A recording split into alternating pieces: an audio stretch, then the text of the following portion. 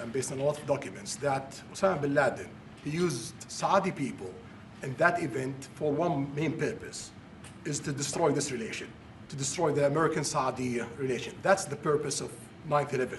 So whoever buy in that, that means they are helping Osama bin Laden's purpose of destroying this relation. He knows that strong relation between America and Saudi Arabia, it's bad for extremism, it's bad for terrorism. And we have to approve him wrong and to build our relation, continue developing our relation. It's critical in the safety of the world. It's critical against extremism and terrorism. About the journalists, it's really painful to hear, anyone that been losing his life for, no real purpose or not in a legal way, and it's been painful for us in Saudi Arabia. We've did all the right steps of investigation, etc., in Saudi Arabia, and we've improved our system to be sure that nothing happened like that, and it's painful and it's a huge mistake, and we are doing our best that this doesn't happen again. Mr. President, Thank you, Mr. President. The Crown Prince has been instrumental in helping lifting the sanctions on Syria. Will there be any joint investment between the U.S. and Syria? And will you visit Damascus? Are you from Syria? No, but Where are you from? I'm from Palestine. Oh, you're making a lot of progress, huh? Very good. Well, they like me. The Palestinians like me.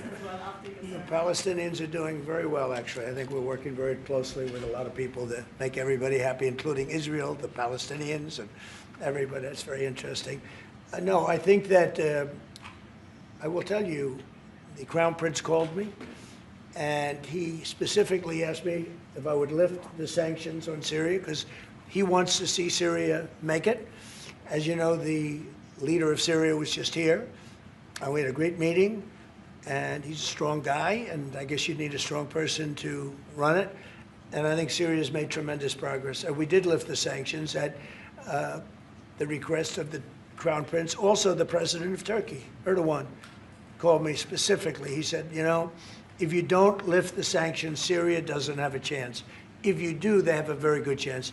And between the two of them and some others, I lifted the sanctions.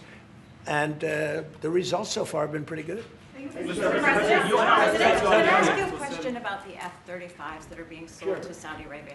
Are these the same ones that are being used by the Israeli military? And if so, how does that allow for the qualitative military edge for Israel?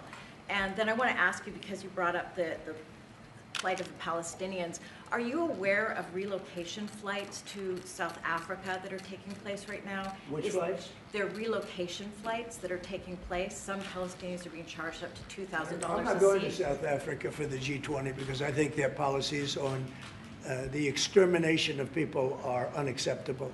So I'm not going, so I won't refer to anything having to do with South Africa. South Africa has behaved extremely badly. But I will say that when you look at the F-35 and you're asking me, is it the same? I think it's going to be pretty similar, yeah. How will that This affect? is a great ally, and Israel's a great ally. And I know they'd like you to get planes of reduced caliber. I don't think that makes you too happy. They've been a great ally. Israel's been a great ally.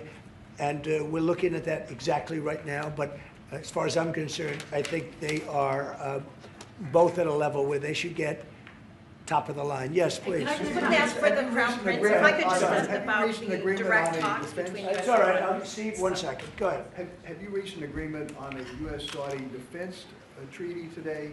And are you going to bring up the Abraham Accords in your discussion? I already brought them up. What did you say? I think I got a